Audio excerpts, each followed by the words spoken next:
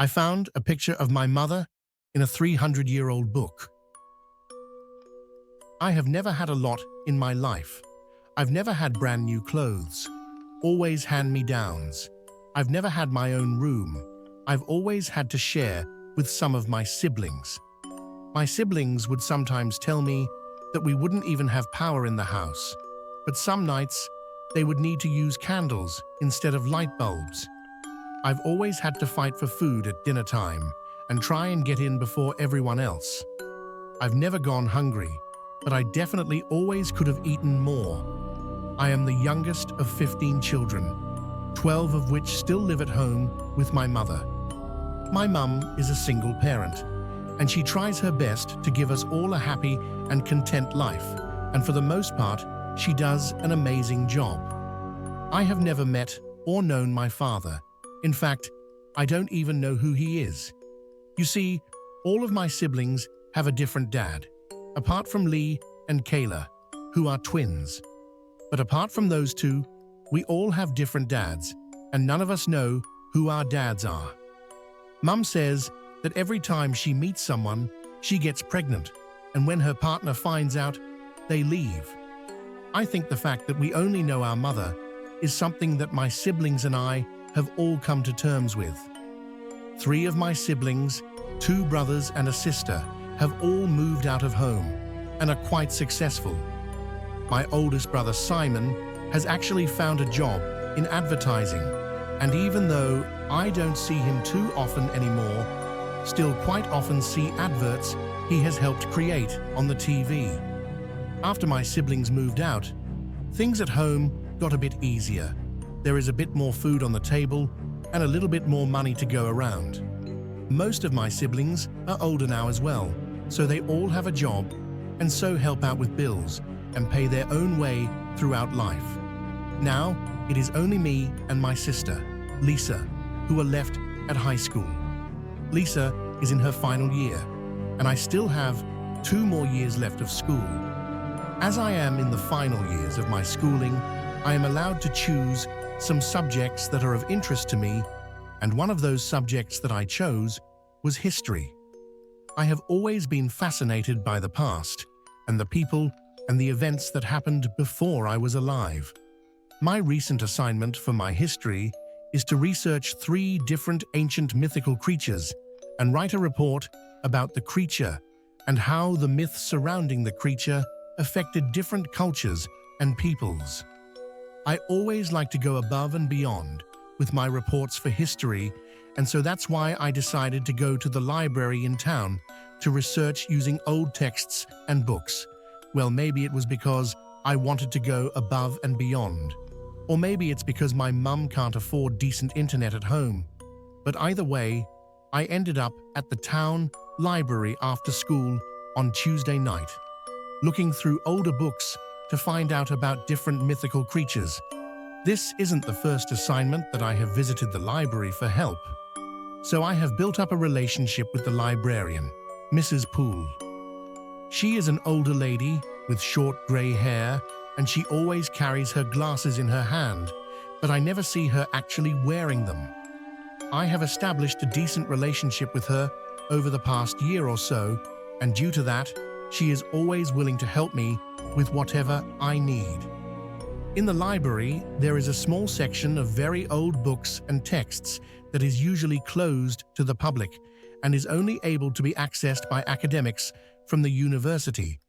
But Mrs. Poole is always kind enough to let me access it.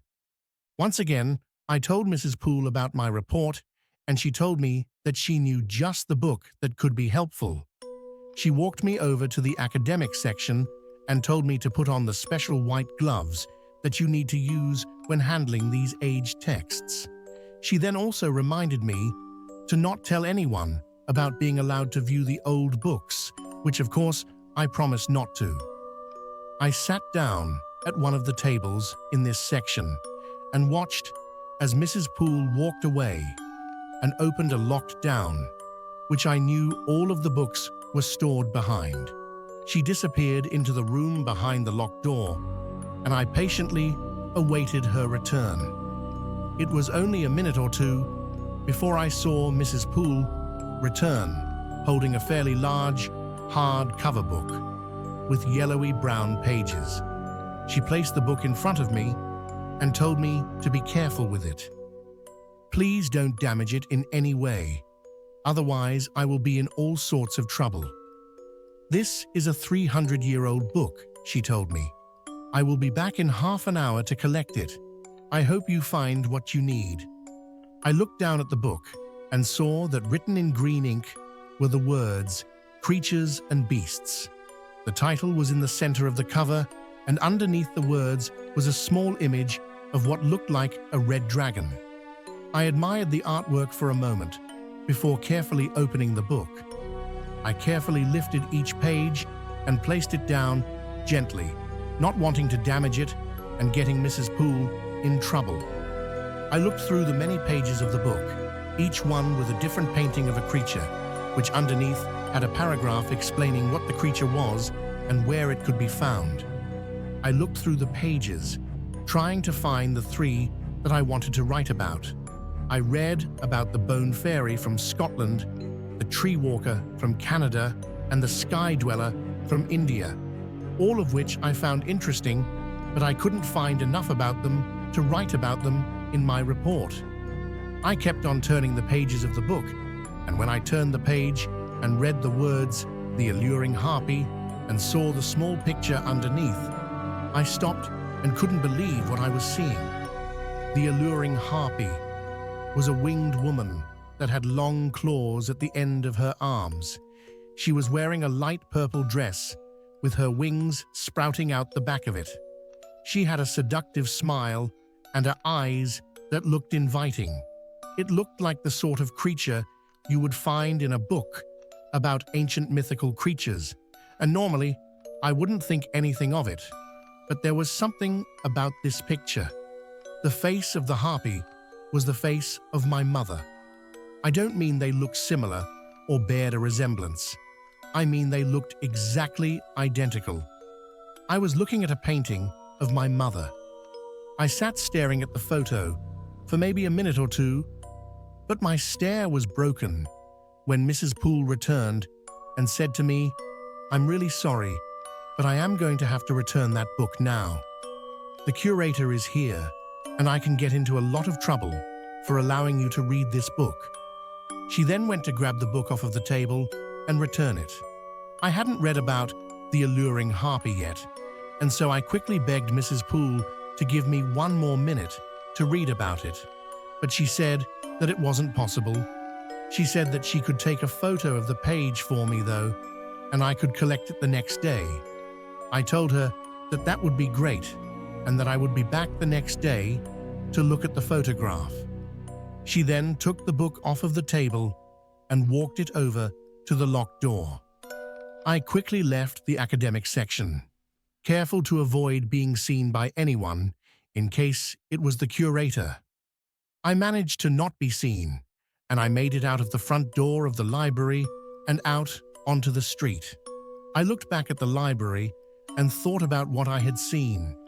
I knew that it was probably just a coincidence that my mother looked exactly like the picture of the harpy, but at the same time, I thought that it was too similar to not have any connection to my mother. I walked home from the library, plagued by thoughts of my mother and the harpy.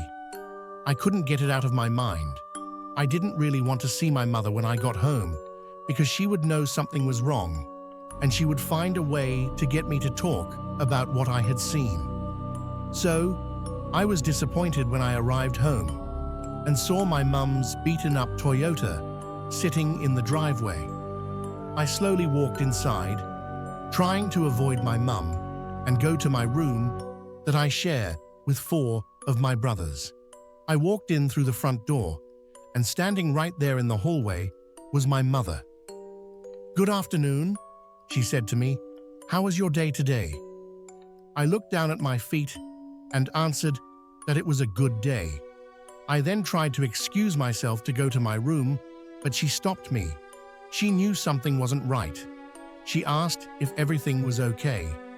I told her that it was. I don't know why I was so nervous around my mother now.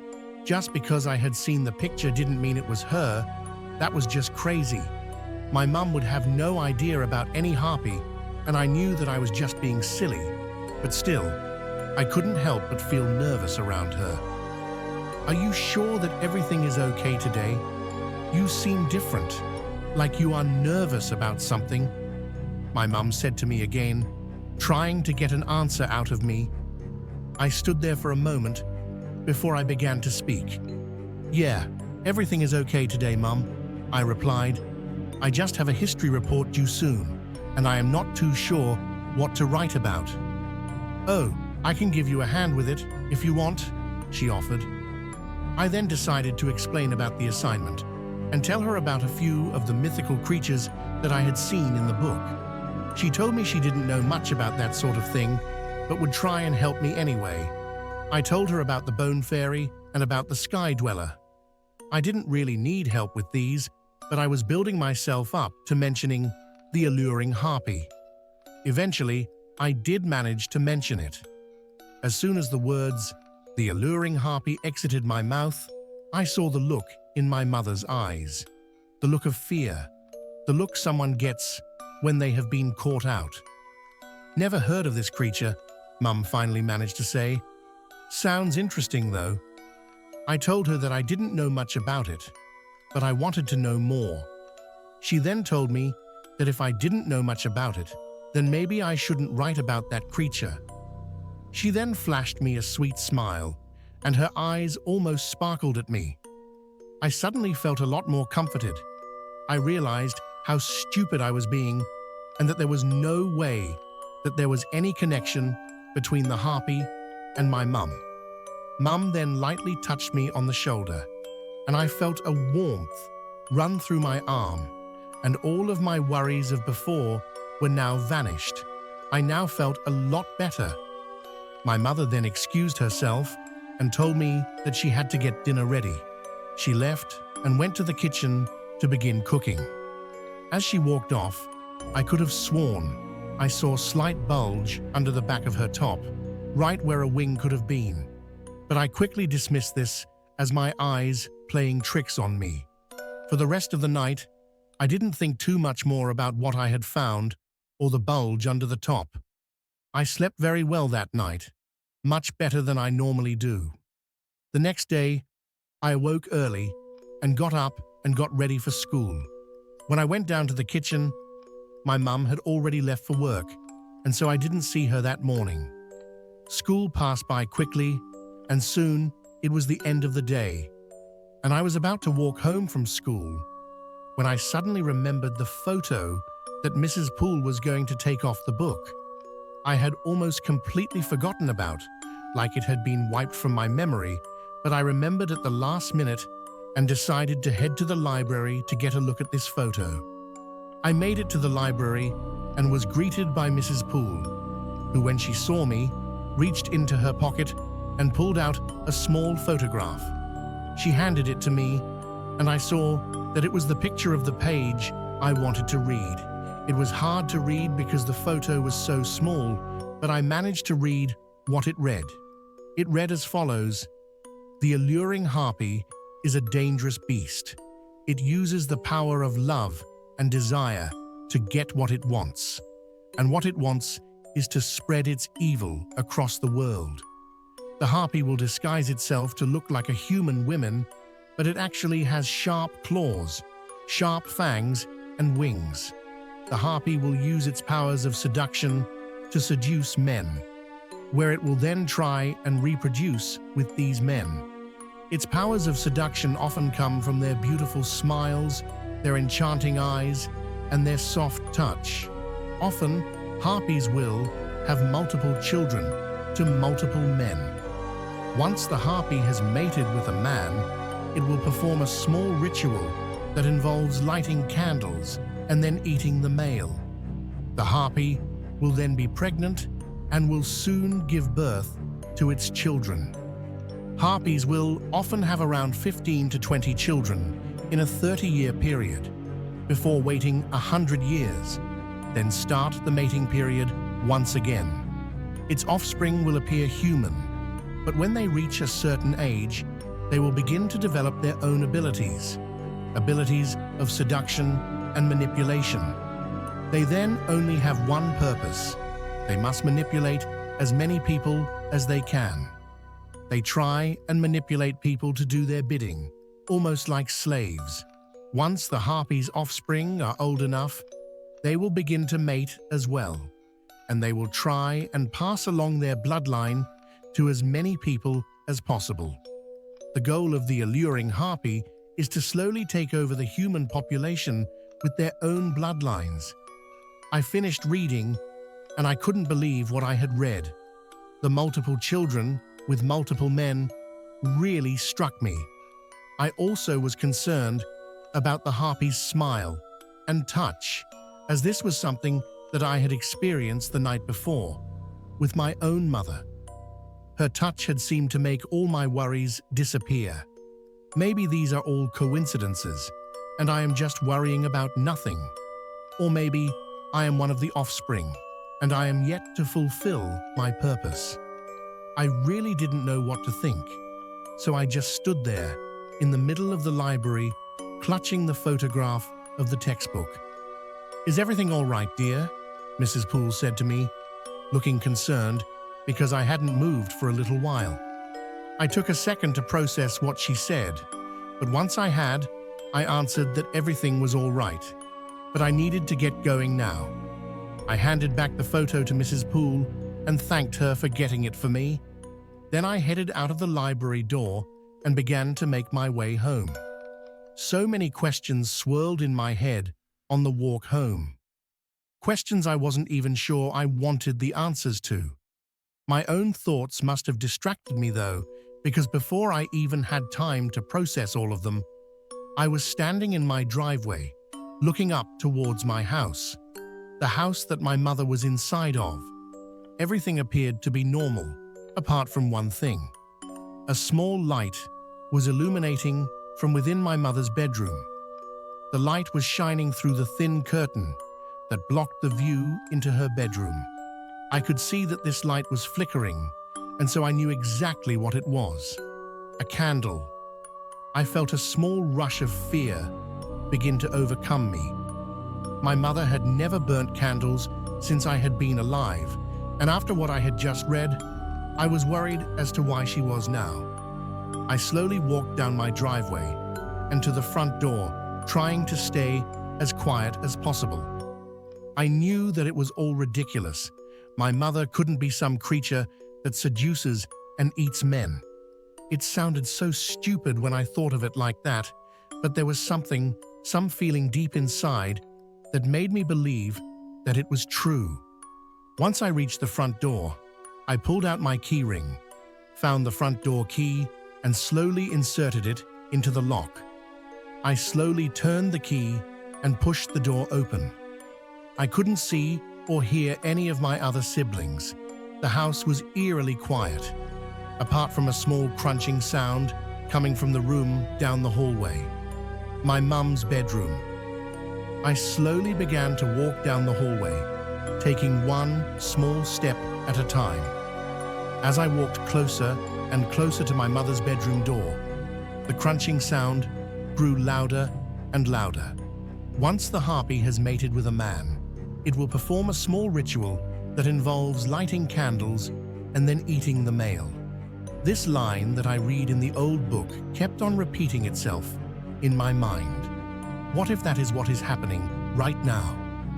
I was now standing close to the bedroom door.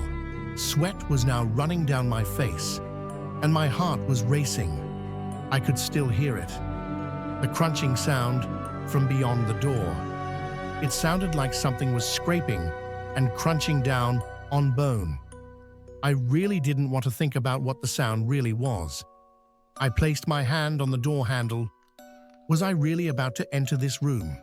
I tried to slow down my breathing and relax, and tried to think of a rational explanation for all of this, but I couldn't think of one. I slowly began to turn the door handle. I don't know what it was. Maybe it was fear. Maybe it was the loud snapping sound that I heard as soon as I began to turn the handle, but something made me stop and let go of the door handle. I left the door closed and began to walk away. I think I just didn't want to know what was happening on the other side of that door. I went to my room and put in some headphones to try and block out any noise that may be coming from my mum's bedroom. I didn't really sleep that night, only a few minutes here and there. The thoughts of my mother and the harpy occupied my mind. Eventually, though, it was morning, and I must have dozed off because I was awoken by my mum entering the room. "Good morning, darling," she said to me, her voice bright and cheerful. "I have some excellent news for you. You are going to be a big brother. I am pregnant."